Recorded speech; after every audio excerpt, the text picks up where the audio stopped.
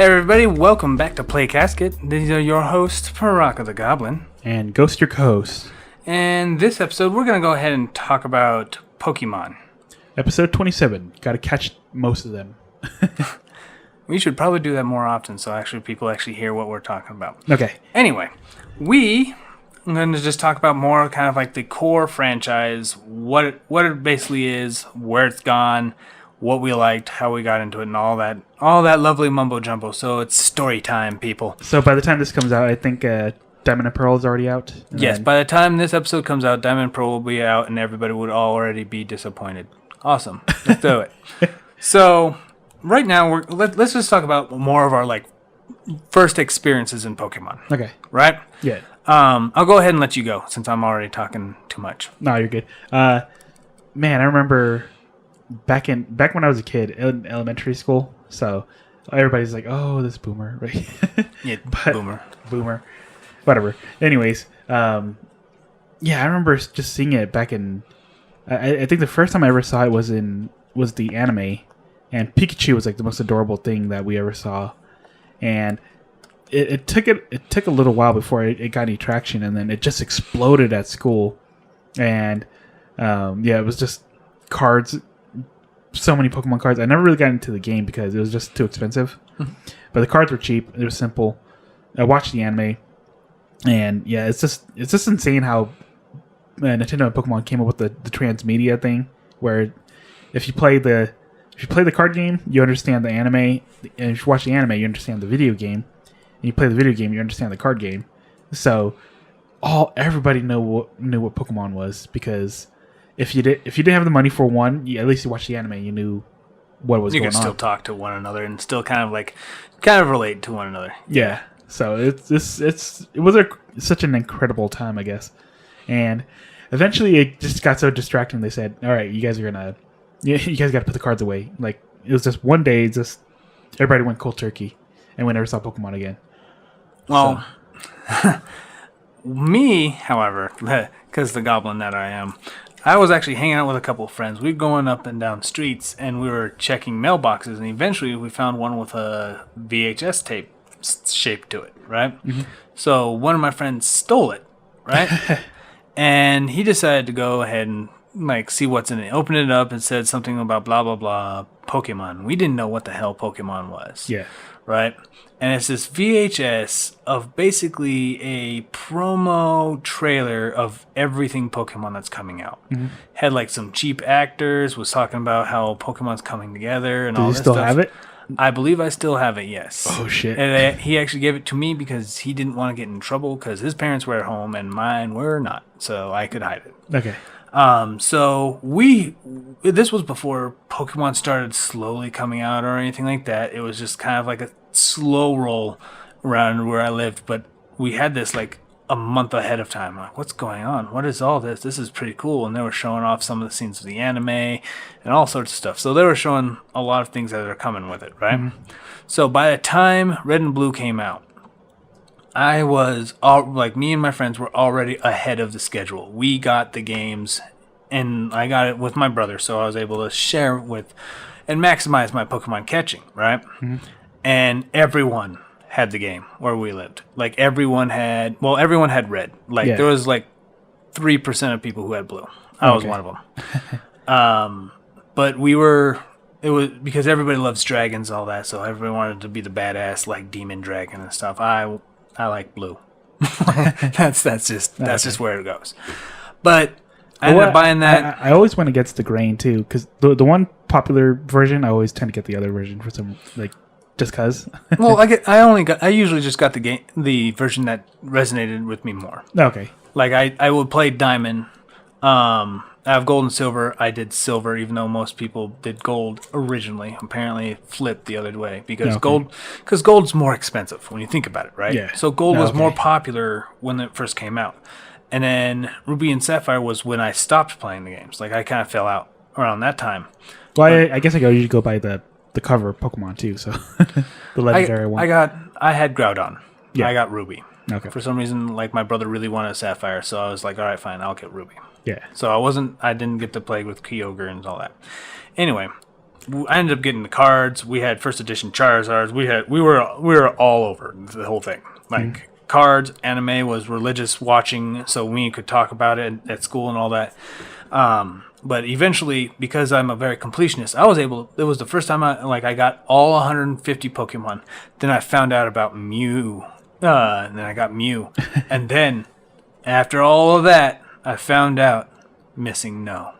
Had to get Missing No. I got every stage of Pokemon, leveled them all to level 100, and then put them all in chronological order in my Hall of Fame. So I had them all.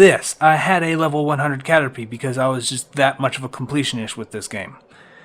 And I did that with Missing No. That was the worst idea I've ever had. It ruined the entire game. Yeah, everything's just all glitchy. You can, and I was willing to start all over again. Huh? Right? Can't. What? The corruption supersedes your save file. It doesn't corrupt your save file. It corrupts the whole damn game. Oh, jeez. So I have a corrupted blue at home, still right there. I can still access it right now. I did not want to hear a single thing about Missing No when I picked up yellow. Didn't want to do it. And then, of course, later on, because they were doing a lot more promos for a lot of Pokemon and stuff, and then by the time Ruby and Sapphire came around, there was just too many, and there were so many damn fish. Yeah. I was like, I'm not keeping up. Too much water. I dapped out. Yep, 8 out of 10, too much water. And I dipped out. I think the last... I watched Pokemon from afar, but I left roughly around Ruby and Sapphire. After I did Ruby and Sapphire, I was like, I'm done. I can't keep up with these guys. Yeah. But I watched from afar, and that was it. Oh, okay. I think I last left off on Ruby and Sapphire 2, and then Diamond and Pearl and Black and White, right? It was Diamond and Pearl, I believe, and then it was Black and White, yes. Yeah. And then X and Y was when I jumped back on the train. That was X and Y was like, oh my god, I love X and Y.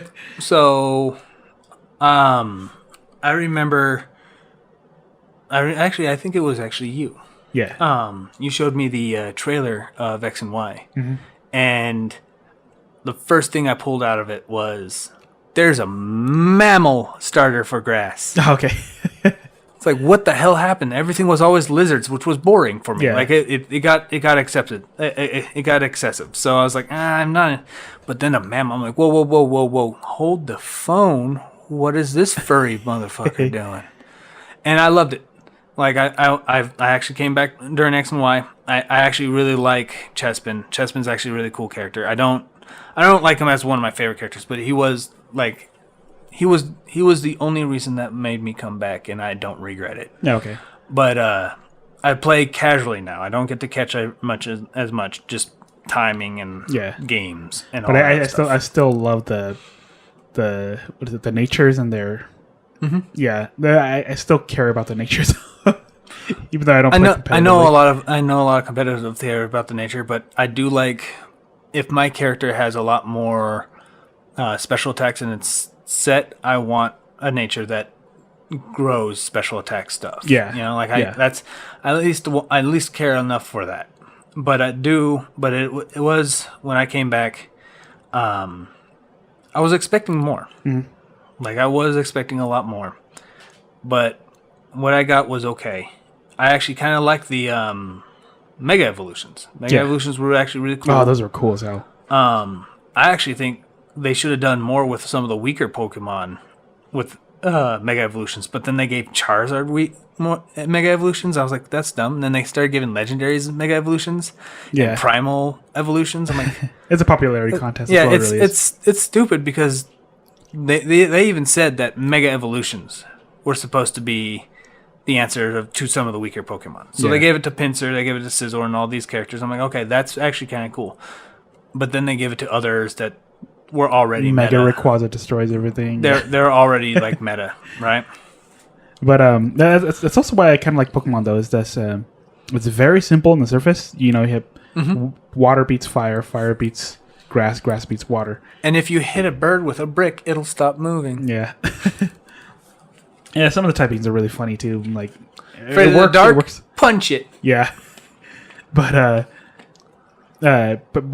like it's really simple, but when it gets complex, like if you guys get a chance to watch the championships, oh man, that stuff's like crazy. They make like, some of those moves, like the moves that you like when you're on surface. You're like, I don't want to use these moves that lower stats because they don't lower it enough for me to really see. These guys are like, ha, hold my beer, Yeah. and just like use only one attack, but they have all these other like diminishing moves, and I'm like, how did you just make tail whip like useful? Yeah. Like Follow me. Yeah. yeah, it's like what? is going- Pachirisu.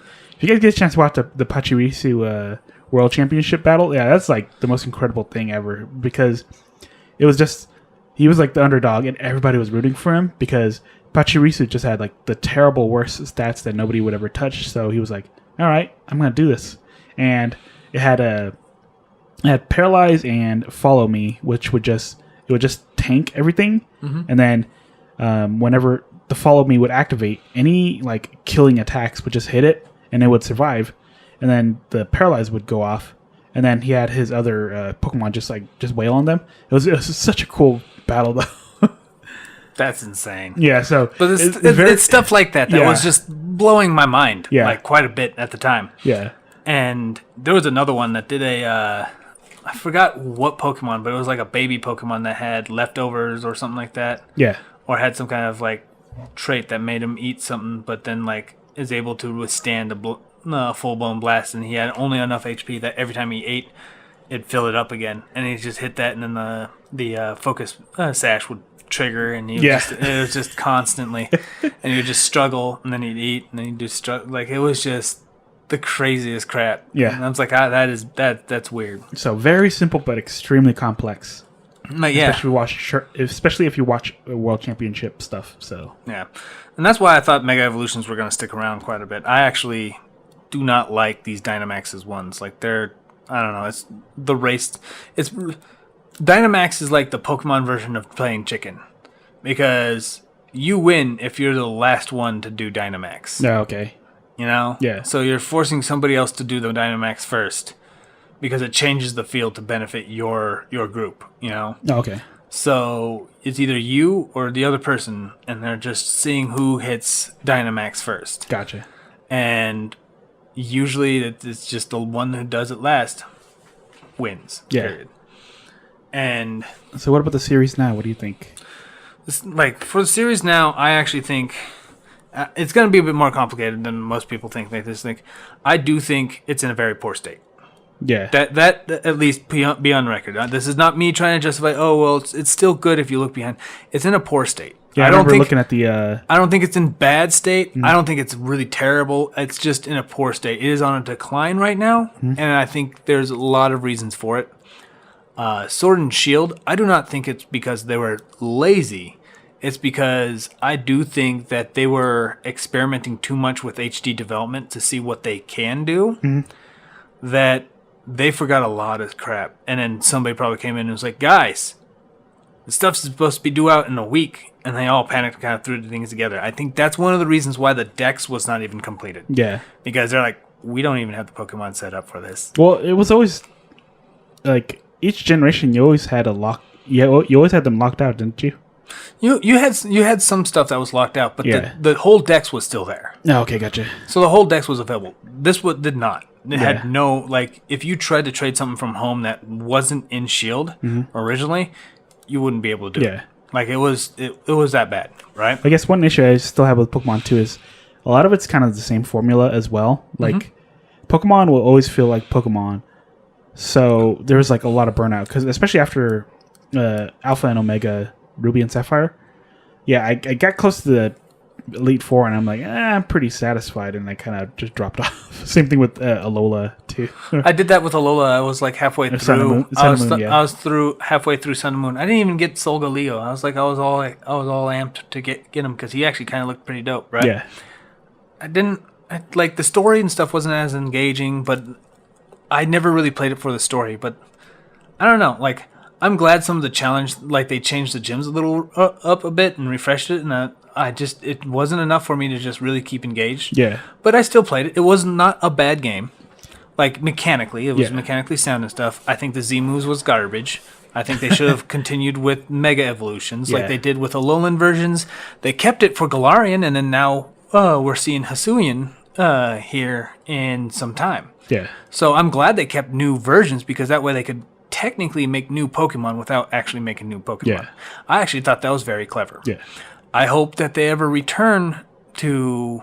I hope they do return to like Mega Evolutions and maybe even like the double battles and kind of really amplify them a bit more. Right now, like double battles are just like this niche little gimmick that happens every now and again in some of the games. Like 2-on-2? Yeah.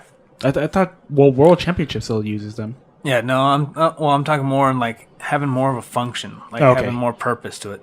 I think the rotation battles was actually kind of interesting. I think that could have done something, but I don't think most people liked it. So it wasn't. It's not my opinion on that one. Like I understand why nobody really liked that one. But it was one thing that I thought it could be cool. Yeah. But I do think. Well, I remember too on like the series now, just like where Pokemon stands, it has been like diminishing because when you chart all the Pokemon sales from Gold and Silver to now, it's always been like on a downward decline. No, they spiked a couple times. They, it does. Black- It doesn't hit the peak of where Gold and Silver was at, unfortunately. Well, there's a lot more competition now too. Yeah. So there's that. There's a lot like for instance, Black and White was another more popular Pokemon, right? As far as sales go. Yeah. However, when you look at the amount of people that are available to buy the said game and engage in said game, and people who buy games in general, and people, it's much bigger than when Gold and Silver were out. Like Gold and Silver, almost everyone bought it because not much other competition was out there. No. Okay. Okay, and on top of that, not many people were playing games. Yeah. As in comparison to when Black and White came out. Well, Black and White came out. There was eShops, there was indies, and there was a rise of indies and all that. So you have a lot more competition directly impacting that, and some of these people might not even want to get Pokemon because the rise of the popular annual Call of Duties and stuff. Why would you want to do that when Call of Duty's just right around the corner again? So save my $40 to buy. Yeah. So there is a lot of that, right? But there is sales, like numbers still matter, period. Yeah. So the sales are still higher for like stuff like Black and White and stuff. And then apparently Sword and Shield just surpassed that, which baffles me. Because everybody hated it so much. Yeah. Well, the thing is, I do think a lot of people like many parts of it. I think a lot of people want to feel very connected with Sword and Shield. It's just that I do think they had to rush it out, and people didn't get a full Sword and Shield experience. I still got to post my meme, though. Because during Sword and Shield, the only Pokemon I didn't get that I really wanted was Groudon. Everything came over. It was so tasty. Nope, was so not pissed. For me. I was hosed.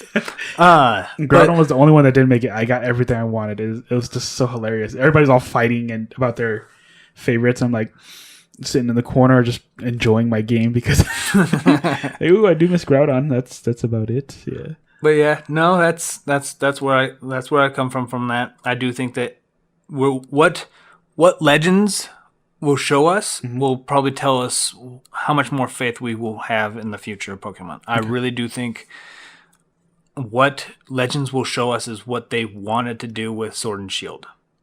I feel like that's exactly what's going to happen. Speaking of what we want, what do you think about the future? About like where like realistic expectations going forward, or stuff that I hope for? I guess stuff that you hope for at least. Well, the stuff that I hope for now is like I do hope like the return of Mega Evolutions. Like I do hope that there's stuff that can really give some weaker Pokemon a go. Yeah. Because as of right now, we have a meta that's so predictable that they can tell you what Pokemon that they're just never going to touch because of how bad the stats are. Yeah. Once the stats have to hit a certain threshold, they're like, all right, that one might be viable, or that one might be viable, or that one might be. But if it doesn't hit it, they're like, ignore those Pokemon. Yeah, variety is more important than power. So. So adding a little more of these Mega Evolutions will probably really kind of mix that up a bit more, and adding it to some of the weaker Pokemon out there. Like, think of it. What if they added a like Mega Galarian Weezing? Like that will not just a type change, but then you got like a maximum stat change that changes that will make them viable. Why not? It's Steel Fairy. That's some stuff. Yeah. Like that's a mix that you don't usually get. Make him a Mega Evolution, make it max him out. What can he do? Oh, okay. Like I do think something to that point. I want them to drop the Dynamax nonsense. The Dynamax nonsense and the forms and stuff are just they're a flash in a pan. Like you don't even get to see them an entire match. You only see them for like 5 rounds, and then they go back down. Dang. Like even if you're dominating the whole thing, right? So it's just not even worth it. And one thing I want to see is be a gym leader. I want to be a gym leader. That would be some good. That would definitely be some good like post meta game. Yeah. Like actually be a gym leader and have like some weird sub story that's actually far more challenging because you actually have to like change it where you have to let him win, but you have to only let him win with certain types of agreements. Like you have to knock out only 2 of his Pokemon before you let him win and stuff like that. Yeah. So you actually have like a subset of Pokemon because actually the anime that just recently came out, right? Apparently all the gym leaders actually had Pokemon that they picked out based on how many badges you have. Yeah, that was pretty interesting. And I was like, and that would be definitely really cool to implement into a core game. But if anything, I do want to see them expand on the universe as well too. Although I guess like with Pokken Tournament kind of proves that Pokken Tournament's more of like if we had a more mature themed Pokemon. If we actually got to physically see the Pokemon fight each other. That's basically what that one is. And I guess that was like them dipping their toes in the water, and a lot of people didn't really care for it. It was very hit and miss. I heard that there's been rumors that they're kind of touching base with whether or not they should do a sequel. Namco has been kind of not wanting to do that right now because they've been focusing on Tekken 7. And apparently, just after this last DLC, they're going to start moving some of the team off of that and onto some projects going forward. And one of them might be Pokken Tournament 2. Okay. So we'll see if that's actually true. But I do think one of the things going forward, I think, is that Pokemon's trying to see how well Legends goes. If Legends succeeds, I think we'll have like a trifecta, like 3 major pillars type of thing. One of the things that Nintendo used to promise, but one's with a base game, which is Gen 9, and then a remake, and then the Legends series. Because I could see them, if Legends really sells through, I can actually see them making more Legends based off of other Pokemon that are out there. I can even in modern times, I can literally see like an area that's uninhabited, but it's in modern time for Pokemon, and you're just out there trying to track down Mewtwo, and you're finding new Kanto forms of like Johto Pokemon or Pokemon that were introduced in Unova. Yeah. You're finding Kanto, like say Pachirisu. You know what I mean? So it'll probably do something to that point. I could see something to that point happening if Legends was popular. Okay, but that's that's what I expect if as a franchise. But let's get a little fun on kind of to end this on a nice little fun note. Predictions for Gen 9. Oh yeah. I would say if you guys get a chance to watch Lockstin and Noggin. I know his channel's like really weird, but he's just a popular one. So I'm sure if anybody's heard of us, they'll probably hear of him. So. Okay, but if it's weird to spell out, it's just mythical Pokemons that hint at the new region. He kind of saw this pattern too, that these new mythicals that come into the current Pokemon always predicts the next region that they're gonna do, and he's been spot on this entire time. The funny thing though is that usually when people find out the pattern, the Pokemon company always tends to like shift it a little bit more again, yeah, because red and blue, gold and silver, what is it? Black and white, X and Y, and I think when X and Y hit, everybody's gonna say, "Oh, it's gonna be Z," and then we got Sun and Moon. And then when they're like, "Oh, it's gonna be Star," and then we got Ultra Sun and Moon. Yeah.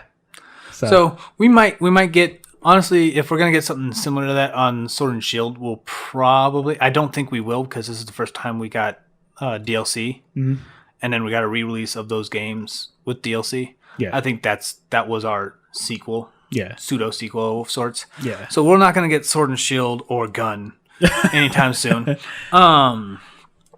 But I do think, like, even like you said, like Loxton and Noggin does a lot of hints. Even then, that doesn't mean that like Pokemon might even just become a little more vague in their hints with their Pokemon. They might go, oh, like for instance, Zarude is a jungle monkey, and they're planning on something in Brazil, theoretically, right? Yeah. Well, I thought they were predicting India. It was like, well, he posted a bunch of them. I'm saying theoretically, right? Brazil. If he doesn't learn Sandstorm, I'm gonna be so pissed. But that doesn't mean that they can't go, oh, but is it? And then toss out a sand one, and what's going on? But it could just be talking about the story of, deforestation or something. You know, like they could be a lot more vague about it. But because some of those, when we watched it, some of those mythicals actually just referenced the actual story. Yeah. So they could just focus on the story, and then we're like, we don't know what's going on. But as far as what my prediction for Gen 9, I do think we're probably going to go back to kind of like a traditional thing. So I think we're actually going to go back to Japan or in the Southeast Asia area. Mm-hmm. I do think we're going to be kind of looking at a more tradition versus innovation type of inspiration. Mm-hmm. We're going to probably see something that's going to be kind of a weird back to roots type of thing. Namely because how I feel about all the strong cultural references in the new Pokemon that they're adding to Legends. Okay. Only because they're very thick with all the old art influences of old Japanese art and stuff. Yeah. So I do think we're probably going to see something that's very Hisuian in inspiration. Like all those type of creatures and stuff like that. We're going to see something at that point that's tradition. Okay. Which one do you think is going to get a remake next? I think they're just going to go down the line. Okay. So Diamond Pearl, so it will probably be X and Y? Well, because we got Alpha and Omega, and then, well, I guess Gold and Silver, Heart Gold and Soul Silver, technically. We had Leaf Green, Fire Red. Then we had Heart and Soul, Silver and Gold. Then we had Omega and Alpha, Ruby and Sapphire. And now this is Sinnoh, right? Then it's Diamond Pearl? Diamond Pearl, yeah. And then after that, we should have Black and White. Oh, yeah, I can't wait. So, yeah, we should have Black and White. So, we will probably see a remake of Black and White. Okay. Awesome. I don't see it anytime soon. Yeah. It's probably, we're going to see it on the Rose next and system. Hilda. Oh, my God. I love them. So, well, watch what happens if it's a remake, but it's like a remake of Black and White as a, like, 1 and 2 molded in together. Yeah. That'll be a weird one. We'll see how that works out. But yeah, that's probably what I'll say. It's probably going to be in the future. Gen 9, I do think it's probably going to be closer to the Southeast Asia influences and stuff. Yeah. So, but that's all we have to say today. And thank you all for listening. And we'll see you on the other side. Hey everyone, this is Paraka. And Ghost. I would like to say thank you for listening to our podcast. If you like our content, give us a thumbs up. Subscribe and share our video with your friends. You can also follow and support us on other social media such as Minds and Rumble. Links in the description below.